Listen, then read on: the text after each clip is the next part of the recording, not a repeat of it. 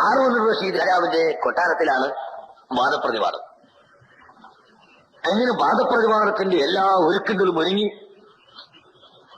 സാധാരണഗതിയിലല്ല രാജകൊട്ടാരത്തിലാകുമ്പോൾ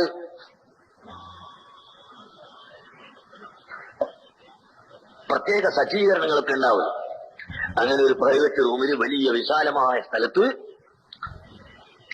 എല്ലാ സജ്ജീകരണങ്ങളും ഒരുക്കി വലഭാഗത്ത് സുന്നികളായ ആലിമീങ്ങളൊക്കെ ഇരിക്കാനുള്ള സൗകര്യം ഏർപ്പെടുത്തി. ഇടഭാഗത്ത് മുഅ്തസിലത്ത് ആയ പണ്ഡിതന്മാരൊക്കെ ഇരിക്കാനുള്ള സൗകര്യങ്ങളും ഏർപ്പെടുത്തി. നേരെ മധ്യത്തിൽ അതിനെ വീക്ഷിച്ചുകൊണ്ട് ഹാറൂൻ റഷീദ് രാജാവ് അദ്ദേഹത്തിന് ഇരിക്കാനുള്ള കസേലയും മേശയും വിരിപ്പുകളുമെല്ലാം തയ്യാറാക്കി. അങ്ങനെ ആലിമീങ്ങൾ അങ്ങോട്ട് കടക്കാൻ പോകുമ്പോ ഒരു വയസ്സായ നാടൻ മനുഷ്യൻ വന്നിട്ട് സുന്നികളോട് പറഞ്ഞു, ഞാനും ഒന്ന് അങ്ങോട്ട് കടക്കട്ടെ, എനിക്കൊന്ന് വാദപ്രതിവാദം കേൾക്കണം. കടക്കാൻ പാടില്ല, ഈ വാദപ്രതിവാദം ചെയ്ത അതിൽ നിശ്ചയിച്ച ആളുകൾക്ക് മാത്രമേ പാടുള്ളൂ, നിനക്ക് കടക്കാൻ പാടില്ല എന്ന് പറയും. ഇദ്ദേഹം പറഞ്ഞു, എനിക്ക് കടക്കാൻ കഴിയില്ല എന്ന് പറഞ്ഞിട്ട് ഞാൻ ഒഴിവാകുന്നില്ല. അവസാനം ഈ ഒരു യുക്തി പറഞ്ഞു കൊടുത്ത് നിവൃത്തിയില്ല. പക്ഷെ ഒരു കൗശലുണ്ട്, ഞങ്ങൾ ഈ കിതാബിന്റെ കെട്ടെല്ലാം കൂടി എടുത്ത് ഈ മെല്ലെ ഉള്ളിലേക്ക് അങ്ങോട്ട് അത് വെക്കാൻ വേണ്ടി പോയിട്ട് എവിടെയെങ്കിലും മേസന്റെ ചോട്ടിൽ ഒളിച്ചു കുത്തിരുന്നാ വേറെ യാതൊരു വഴിയില്ല എന്ന് പറയും. ഈ പറഞ്ഞ പോലെ സുന്നികളുടെ കിതാബിന്റെ കെട്ടുകൊടുത്ത് ഇയാൾ കൊണ്ടുപോയി മേശപ്പുറത്ത് ഇങ്ങനെ ശരിക്കെല്ലാം വെച്ച് എല്ലാം അവിടെ പോയിട്ട് ഒളിച്ചിരുന്നു. അതിനുശേഷം രണ്ട് കക്ഷികളും വന്നിരുന്നു. അവസാനം ഹാറൂൻ റഷീദ് രാജാവും വന്ന് അദ്ദേഹത്തിന്റെ ചേരലിൽ കയറി ഇരുന്ന് നോക്കുമ്പോൾ നേരെ മുമ്പിൽ മെല്ലെ വിരിച്ച് ഭംഗിയാക്കി വെച്ച മേശപ്പുറത്ത് ഒരു ചെറിയൊരു പൊതി. എന്താ പൊതി? എടുത്ത് കഴിച്ചു നോക്കുമ്പോ രണ്ട് പഴയ ടയറിന്റെ ചെരുപ്പ് തുന്നിപ്പിടിപ്പിച്ച് ബാറൊക്കെ അറ്റിട്ട് തുന്നിപ്പിടിപ്പിച്ച പഴയ ചെരുപ്പ്. രാജാവിന്റെ ദേഷ്യം പിടിച്ചല്ലേ ഇത്രയും ഭംഗിയായി വിധാനത്തെ ഈ സദസ്സിൽ രാജാവിന്റെ മേശപ്പുറത്ത് കൊണ്ടുവന്നിട്ട് ഈ പഴയ ചെരുപ്പ് പൊടിയാക്കി വെച്ചതാരാണ്? ഒറ്റ ചോദ്യം. ദേഷ്യം പിടിച്ച് ആരും കൊണ്ടുന്നില്ല.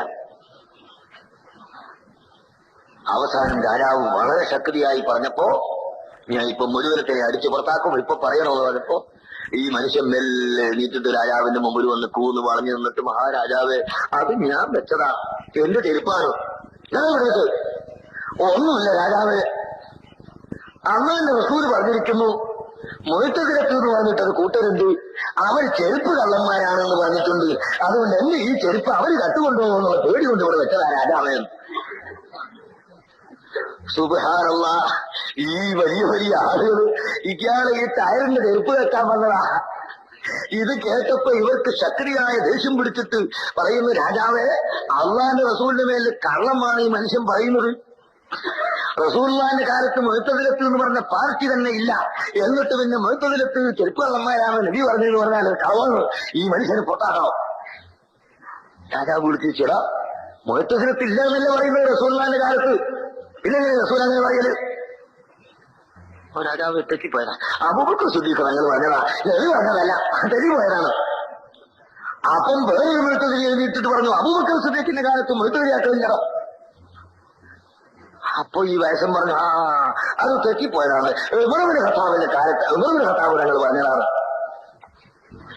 അപ്പം വേറൊരുത്തം പറഞ്ഞു, നീ എന്താണ് ഈ പറയുന്നത്? മുഅ്തസിലത്ത് എന്ന് പറയുന്നത് ഉമറുബ്നു ഖത്താബിന്റെ കാലത്തും നബിയാവില്ല.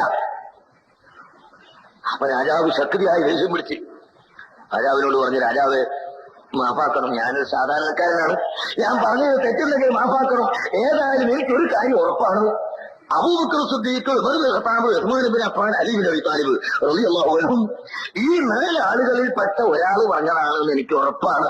ഞാനൊരു വയറൂർ നിങ്ങൾ കേട്ടപ്പോ തെറ്റിപ്പോയിട്ടുണ്ടായിരിക്കാം, ഏതായാലും ഈ 4ന്റെ പുറത്തല്ല, ഈ 4 ഒരാൾ പറഞ്ഞതാണ്. അപ്പം മുഅ്തസിലാക്കൾ ഒന്നായിട്ട് അങ്ങോട്ട് എഴുന്നേറ്റിട്ട് പറയുന്നു, രാജാവേ, ഈ മനുഷ്യൻ പച്ച കള്ളമാണ് പറയുന്നത്. മുഅ്തസിലത്ത് എന്ന് പറയുന്ന പാർട്ടി തന്നെ ഉണ്ടായത് 4 ഖലീഫമാരുടെയും കാലം കഴിഞ്ഞ് ഹസൻ ബസരി റളിയല്ലാഹു അൻഹുവിന്റെ കാലത്താണ് തുടങ്ങിയത് തന്നെ. എന്നിട്ട് ഇവരെ പറ്റി 4 ഖലീഫമാര് പറഞ്ഞു, നബി പറഞ്ഞു എന്നൊക്കെ പറയുന്ന ഈ പൊള്ളു പറയുന്ന മനുഷ്യനെ ആദ്യം പുറത്താക്കണം. അബൂബക്കർ സിദ്ദീഖിന്റെ കാലത്തുമില്ല, ഉമർ ഇബ്നു ഖത്താബിന്റെ കാലത്തുമില്ല, ഉസ്മാൻ ഇബ്നു അഫ്ഫാന്റെ കാലത്തുമില്ല, അലി ഇബ്നു അബീ താലിബിന്റെ കാലത്തുമില്ല. പിന്നുണ്ടായ ഈ പാർട്ടി ശരിയോ തെറ്റോ എന്ന് നോക്കാനായി ഇപ്പൊ അവിടെ വാദപ്രതിവാദം പറയണം. ഇതെന്ന് പറഞ്ഞപ്പോൾ രാജാവിന്റെ കാര്യം മനസ്സിലായി. ഉടനെ തന്നെ മുഴുത്തതിരാക്കളെ മുഴുവൻ അടിച്ചിട്ട് പുറത്താക്കി. ഇനി മേലിൽ നിങ്ങൾ ഇവിടുന്ന് മുണ്ടിപ്പോകരുത്, നിങ്ങൾ വാദം. ഈ 4 സഹാബത്തിന്റെ കാലത്തില്ലാതെ പിന്നെ നിങ്ങൾ വന്നിട്ടുണ്ടെങ്കിൽ നിങ്ങൾക്ക് താരല്ലല്ലോ, അതുകൊണ്ട് പോകണമെന്ന് പറഞ്ഞ് മുഴുവനത്തിനും പുറത്താക്കി. ഇനി മേലിൽ മുണ്ടിപ്പോകരുത് എന്ന് പറഞ്ഞു.